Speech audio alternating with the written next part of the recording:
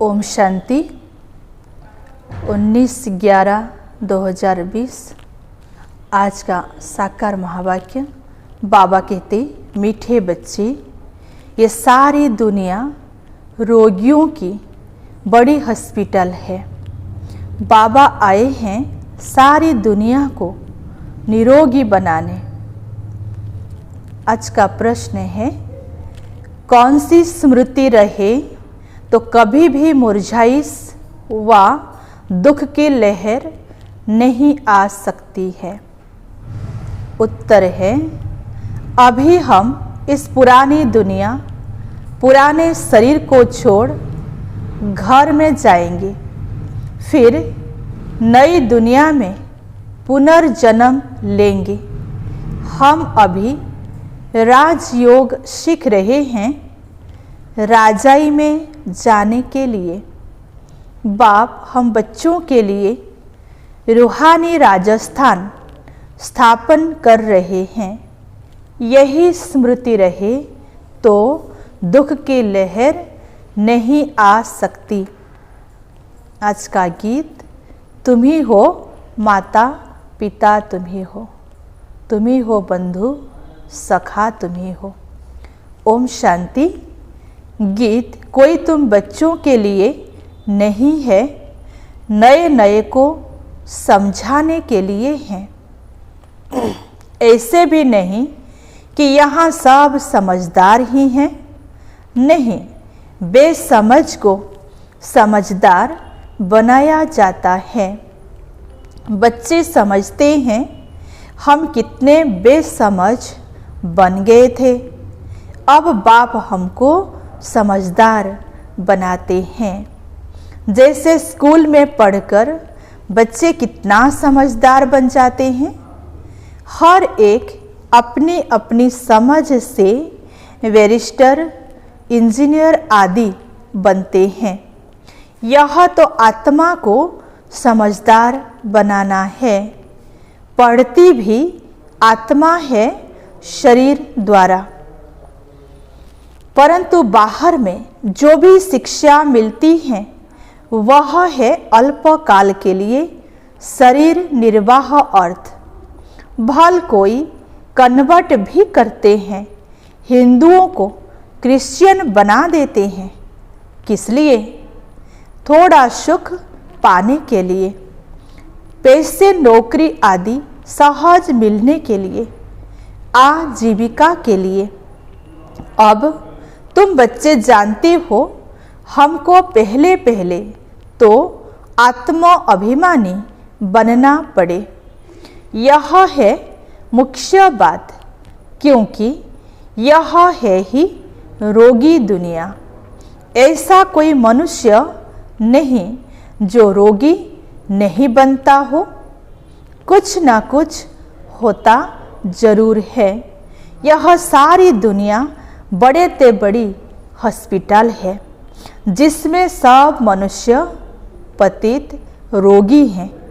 आयु भी बहुत कम होती है। अचानक मृत्यु को पा लेते हैं। काल के चंबे में आ जाते हैं। यह भी तुम बच्चे जानते हो। तुम बच्चे सिर्फ भारत के ही नहीं, सारे विश्व की सर्विस करते हो गुप्त रीति। मूल बात है कि बाप को कोई नहीं जानते। मनुष्य होकर और पारलौकिक बाप को नहीं जानते, उनसे प्यार नहीं रखते। अब बाप कहते हैं, मेरे साथ प्यार रखो। मेरे साथ प्यार रखते रखते तुमको मेरे साथ ही वापस चलना है। जब तक वापस चलो तब तक इस छिछी दुनिया में रहना पड़ता है। पहले पहले तो देह अभिमानी से देही अभिमानी बनो, तब तुम धारणा कर सकते हो और बाप को याद कर सकते हो। अगर देही अभिमानी नहीं बनते तो कोई काम के नहीं। देह अभिमानी तो सब हैं। तुम समझते भी हो कि हम आत्म अभिमानी नहीं बनते। बाप को याद नहीं करते तो हम वही हैं जो पहले थे। मूल बात ही है देही अभिमानी बनने की, न कि रचना को जानने की। गाया भी जाता है रचता और रचना का ज्ञान। ऐसे नहीं कि पहले रचना फिर रचता का ज्ञान कहेंगे, नहीं, पहले रचता वही बाप है। कहा भी जाता है हे गॉड फादर, वह आकर तुम बच्चों को आप समान बनाते हैं। बाप तो सदैव आत्म अभिमानी है ही, इसलिए वह सुप्रीम है। बाप कहते हैं मैं तो आत्म अभिमानी हूँ। जिसमें प्रवेश किया है उनको भी आत्म अभिमानी बनाता हूँ। इनमें प्रवेश करता हूँ इनको कन्वर्ट करने, क्योंकि यह भी देह अभिमानी थे। इनको भी कहता हूँ कि अपने को आत्मा समझ मुझे यथार्थ रीति याद करो। ऐसे बहुत मनुष्य हैं जो समझते हैं आत्मा अलग है, जीव अलग है। आत्मा देह से निकल जाती है तो दो चीज हुई ना। बाप समझाते हैं तुम आत्मा हो, आत्मा ही पुनर्जन्म लेती है। आत्मा ही शरीर लेकर पाठ बजाती है। बाबा बार बार समझाते हैं अपने को आत्मा समझो। इसमें बड़ी मेहनत चाहिए। जैसे स्टूडेंट पढ़ने के लिए एकांत में बगीचे आदि में जाकर पढ़ते हैं, पादरी लोग भी घूमने जाते हैं तो एकदम शांत रहते हैं। वह कोई आत्म अभिमानी नहीं रहते, क्राइस्ट की याद में रहते हैं। घर में रहकर भी याद तो कर सकते हैं, परंतु खास एकांत में जाते हैं क्राइस्ट को याद करने, और कोई तरफ देखते ही नहीं। जो अच्छे बच्चे होते हैं, जो अच्छे होते हैं, समझते हैं हम क्राइस्ट को याद करते करते उनके पास चले जाएंगे। क्राइस्ट हेवन में बैठा है, हम भी हेवन में चले जाएंगे। यह भी समझते हैं क्राइस्ट हेवनली गॉडफादर के पास गया। हम भी याद करते करते उनके पास जाएंगे। सब क्रिश्चियन उस एक के बच्चे ठहरे। उनमें कुछ ज्ञान ठीक है, लेकिन तुम कहेंगे कि यह उनकी समझ भी रंग है, क्योंकि क्राइस्ट की आत्मा तो ऊपर गई ही नहीं। क्राइस्ट नाम तो शरीर का है जिसको फांसी पर चढ़ाया। आत्मा तो फांसी पर नहीं चढ़ती है। अब क्राइस्ट की आत्मा गॉडफादर के पास गई, यह कहना रंग हो जाता। आत्मा तो फांसी पर नहीं चढ़ती। अब क्राइस्ट की आत्मा गॉडफादर के पास गई, यह कहना भी रंग हो जाता। वापिस कोई कैसे जाएंगे? हर एक को स्थापना फिर पालना जरूर करनी होती है। मकान को पोताई आदि कराई जाती है, यह भी पालना है ना। अब बेहद के बाप को तुम याद करो। यह नॉलेज बेहद के बाप के सिवाय और कोई दे न सके। अपना ही कल्याण करना है, रोगी से निरोगी बनना है। यह रोगियों की बड़ी हॉस्पिटल है, सारी विश्व रोगियों की हॉस्पिटल है। रोगी बहुत जल्दी मर जाएंगे, बाप आकर इस सारे विश्व को निरोगी बनाते हैं। ऐसे नहीं कि यहाँ ही निरोगी बनेंगे। बाप कहते हैं निरोगी होते ही हैं नई दुनिया में, पुरानी दुनिया में निरोगी हो न सके। यह लक्ष्मी नारायण निरोगी एवं हेल्दी हैं। वहाँ आयु भी बड़ी होती है। रोगी विशेष होते हैं, वाइसलेस रोगी नहीं होते। वह है ही संपूर्ण निर्विकारी। बाप खुद कहते हैं इस समय सारे विश्व खास भारत रोगी है। तुम बच्चे पहले पहले निरोगी दुनिया में आते हो, निरोगी बनते हो याद की यात्रा से। याद से तुम चले जाएंगे अपने स्वीट होम। यह भी एक यात्रा है, आत्मा की यात्रा है, बाप परमात्मा के पास जाने की। यह है स्पिरिचुअल यात्रा। यह अक्षर कोई समझ नहीं सकेंगे। तुम भी नंबरवार जानते हो परंतु भूल जाते हो।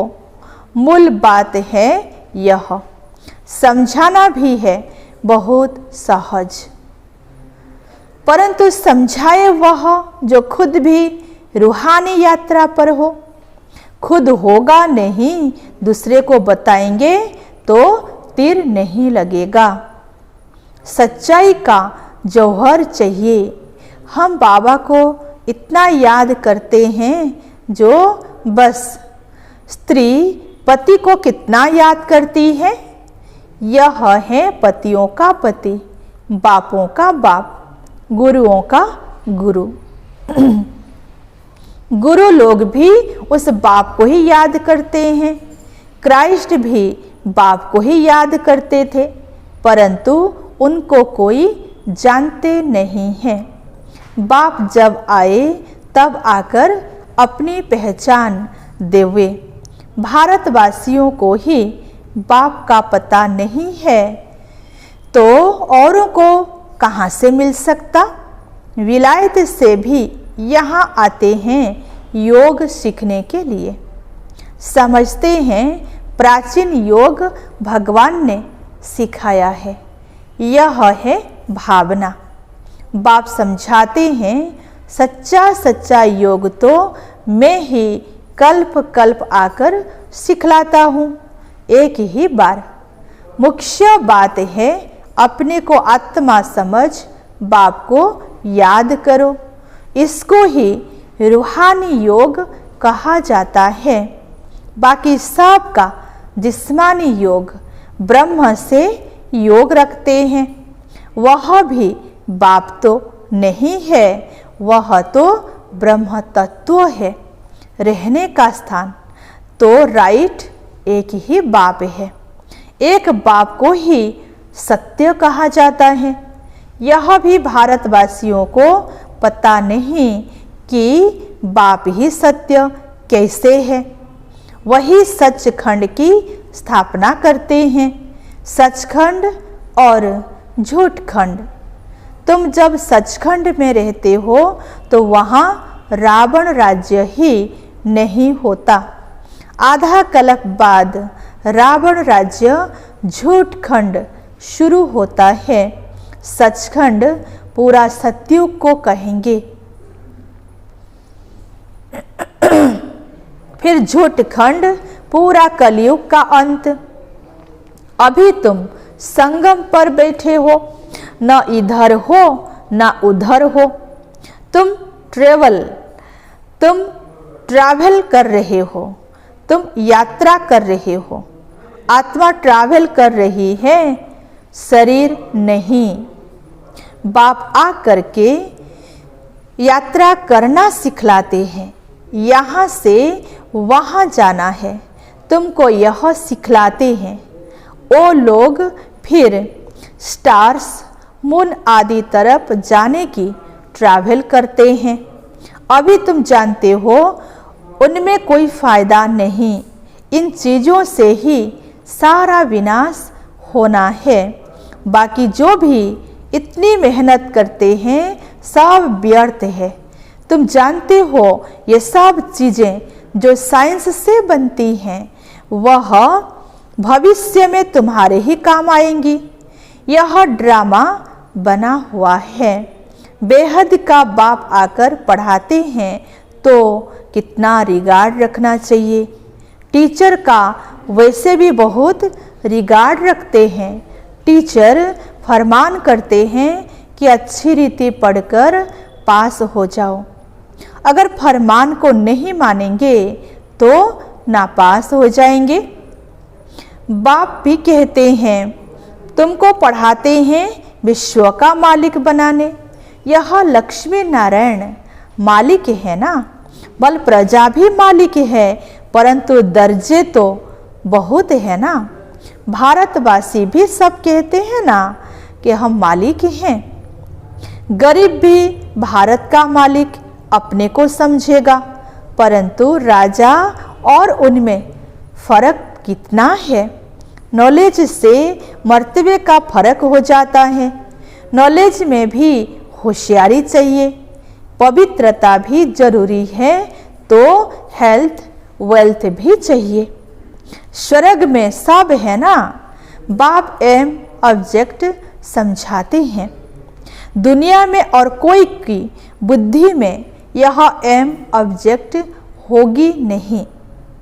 तुम फट से कहेंगे कि हम यह बनते हैं। सारे विश्व में हमारी राजधानी होगी। यह तो अभी पंचायती राज्य है। पहले थे डबल ताजधारी, फिर एक ताज, अभी 9 ताज। बाबा ने मुरली में कहा था कि यह भी चित्र हो। डबल सिरताज राजाओं के आगे सिंगल ताज वाले माथा झुकाते हैं। अभी बाप कहते हैं मैं तुमको राजाओं का राजा डबल सिरताज बनाता हूँ। वह है अल्पकाल के लिए। यह है 21 जन्मों की बात। पहली मुख्य बात है पावन बनने की। बुलाते भी हैं कि आकर पतित से पावन बनाओ।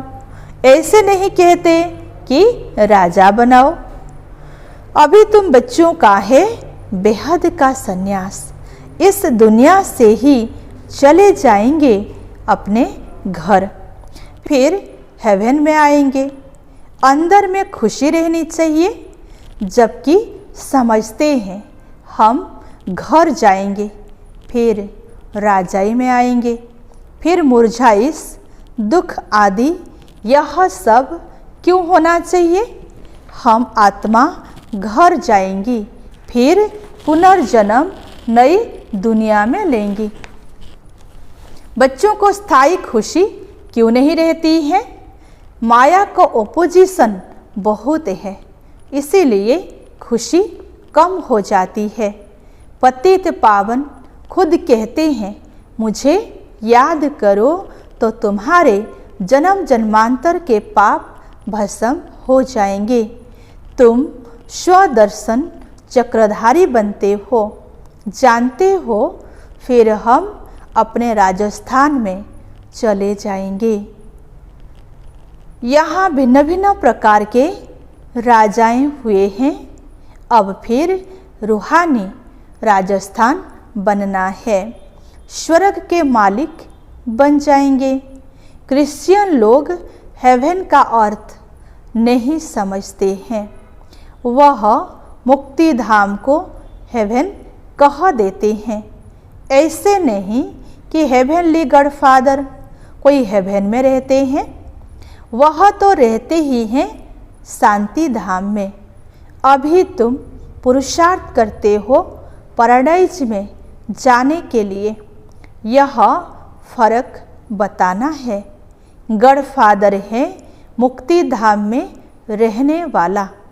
हेवन नई दुनिया को कहा जाता है। वहाँ तो क्रिश्चियन नहीं होते। फादर ही आकर पैराडाइज स्थापन करते हैं। तुम जिसको शांति धाम कहते हो उनको वो लोग हेवन समझते हैं। यह सब समझने की बातें हैं। बाप कहते हैं नॉलेज तो बहुत सहज है, यह है पवित्र बनने की नॉलेज। मुक्ति जीवन मुक्ति में जाने की नॉलेज जो बाप ही दे सकते हैं।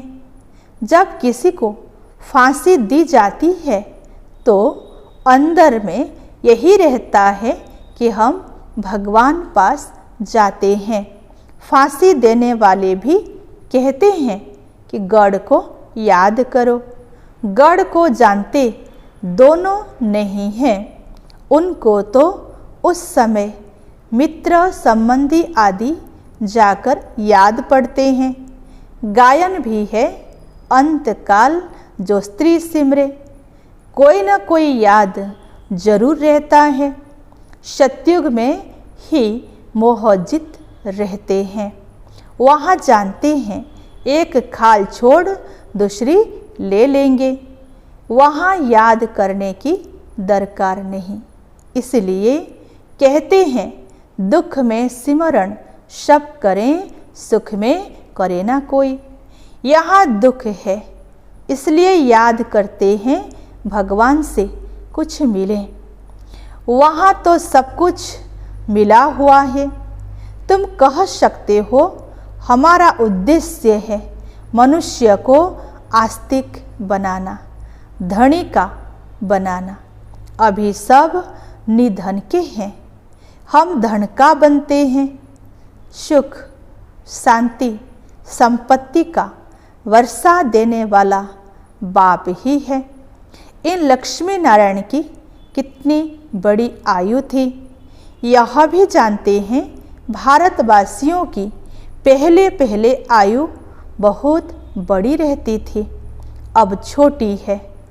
क्यों छोटी हुई है यह कोई भी नहीं जानते। तुम्हारे लिए तो बहुत सहज हो गया है समझना और समझाना। सो भी नंबरवार हैं। समझानी हर एक की अपनी अपनी है। जो जैसी धारण करते हैं ऐसे समझाते हैं।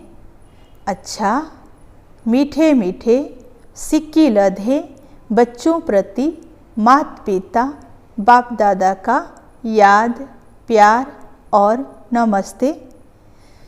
रूहानी बाप की रूहानी बच्चों को नमस्ते। अच्छा मीठे मीठे सिक्की लधे बच्चों प्रति माता पिता बाप दादा का याद प्यार और गुड मॉर्निंग। रूहानी बाप की रूहानी बच्चों को नमस्ते।